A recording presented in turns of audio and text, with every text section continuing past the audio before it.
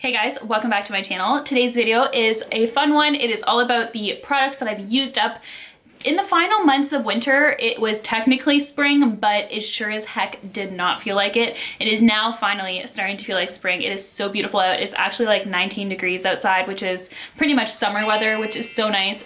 Where I live in Ottawa, it's like there's no spring and fall. You get like maybe 3 days of spring and fall. It's really just a hardcore summer and a hardcore winter, which is fine. Nonetheless, let's just get right into this video. If you want to hear about all the products that I've used up in the past couple of months and whether I would repurchase or not, then just keep on watching. Diving right in, I have a lot of products, like a lot. So there was a few products that were kind of like my regular ones. I kid not, I show them every single video, which are two. One is a hair care product. It is the Batiste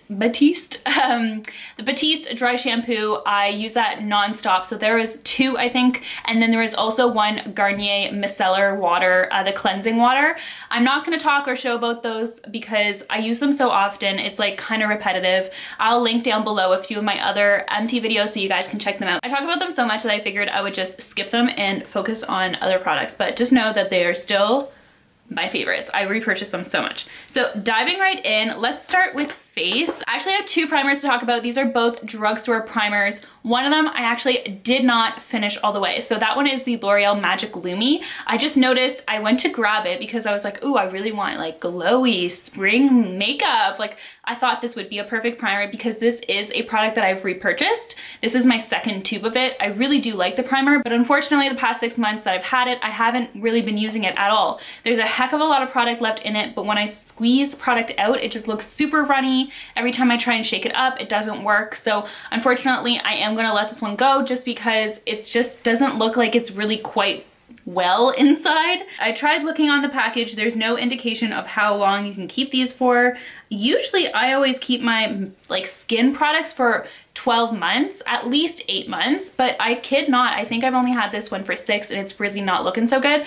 Would I repurchase it again? Yes, if I was looking for a drugstore primer that really helps give a luminous glow, absolutely. I have a bunch of primers right now actually, so I won't be repurchasing it just yet, but when I do run out of kind of all my hydrating, luminous, kind of glowy primers, I will definitely be keeping my eye on this. If it ever hits a sale, I'll be snatching it. The second one is this one here from Maybelline. This one got really popular a couple years ago when it first launched. It is actually a dupe for one from Benefit, the Porefessional. This one is just a lot cheaper. This is the Baby Skin Instant Pore Eraser from Maybelline. It is a really good primer for the drugstore. It makes my skin feel super silky and soft, which is kind of weird. It does fill my pores really nicely as well, so it does the job. I would recommend this product if you were looking for something affordable, a primer that you want to fill your pores, especially in the T-zone area. It does a really good job of that. Again, like I mentioned with the other primer, I'm just not currently in need of a primer, but I would also repurchase this.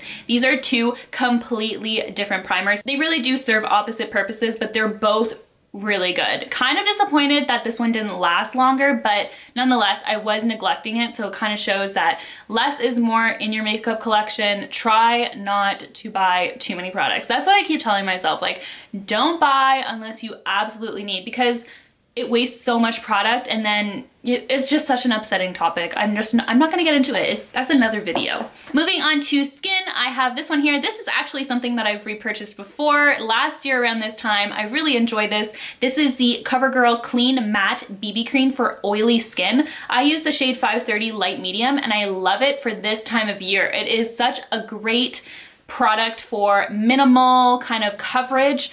It's so beautiful on the skin. It sits really nicely when you're at the office. It's not too heavy.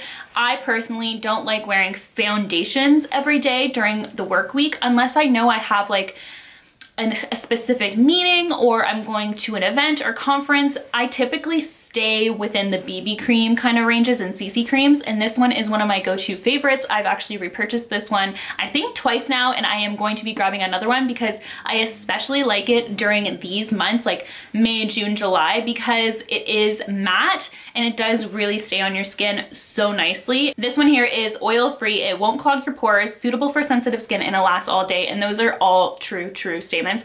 I don't think I've ever done a full review on this guy, but I'm happy to do one in a demo. I think I do use it in a back to school makeup tutorial though, so I'll link that down below if I can find the video. It actually might only be an Instagram video. I've talked myself into it. I think the next time I repurchase this, I'll definitely do a review because it's so good. Next, we have a concealer that I've talked about so many times here on my channel. It's just one of my absolute favorites. It's such a good concealer. Like, it's so good.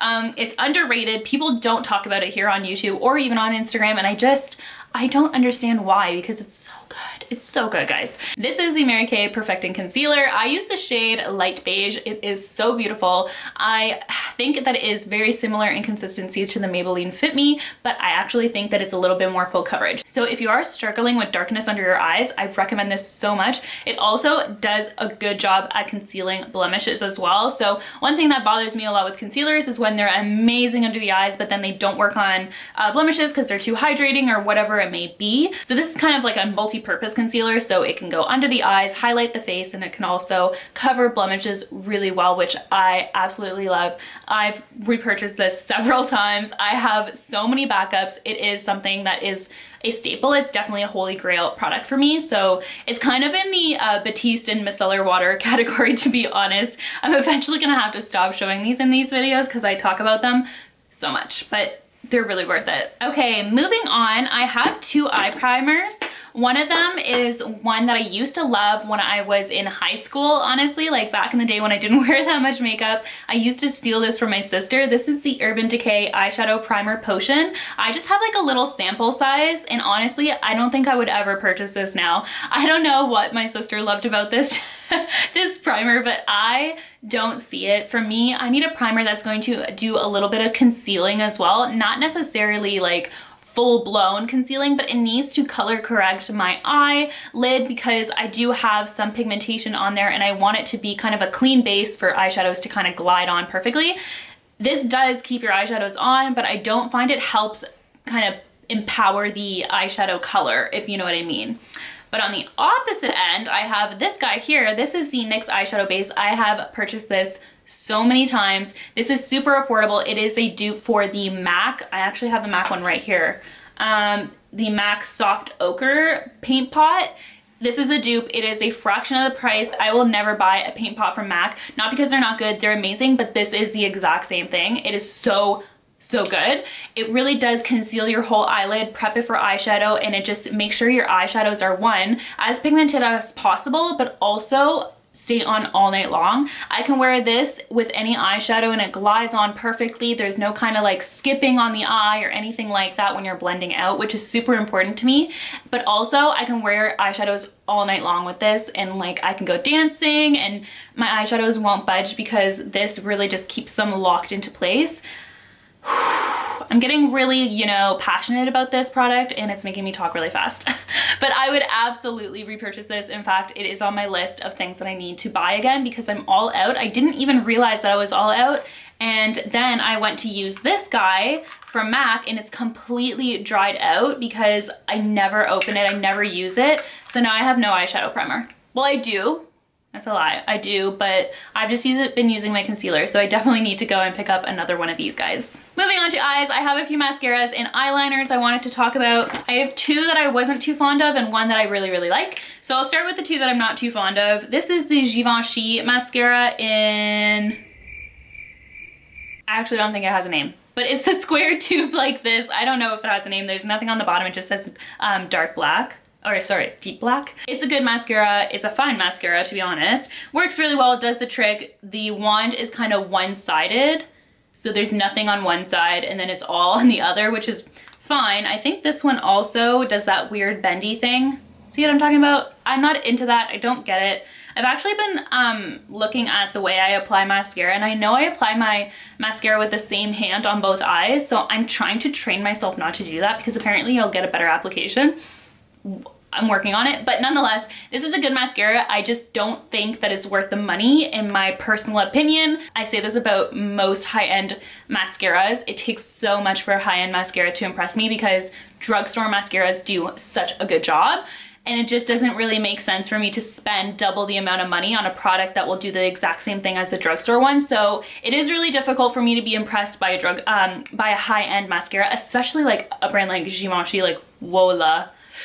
Reel it in because my bank account can't handle that. But from the drugstore, I also tried the Falsies Push-Up Angel. This one here, okay, so this one here had a really skinny wand. Like, you can barely see it. It's super skinny, and again, the same style as the Givenchy one. It only has bristles on one side of it. I don't understand that. Like, I kind of roll my wand when I apply, so I kind of want the bristles on all of them, but nonetheless, I don't even think I used all of this guy, to be honest. I wouldn't repurchase it because I know for a fact that Maybelline has way better mascaras out there than this one. The only thing I can say about this is that it is really nice on the lower lash line because the bristles are so small. It really allows you to get all your lashes on the lower lash line, but I don't think it's worth purchasing just for that. So that's the one thing about this. So two kind of meh. I wouldn't repurchase those mascaras, to be honest. One mascara that I would repurchase, this is another CoverGirl product. This is the Total Tease mascara. I was super late on the bandwagon for this.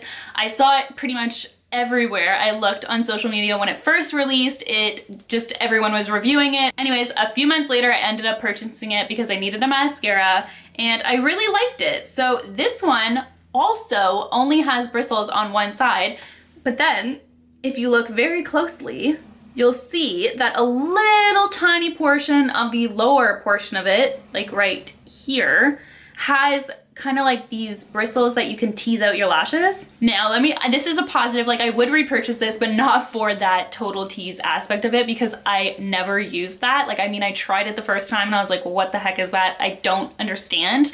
But the actual formula and the other side of the brush is really, really good and I really liked it. I used this every day for a couple months and I definitely got a good amount of use out of the product. Now it's kind of like past its time.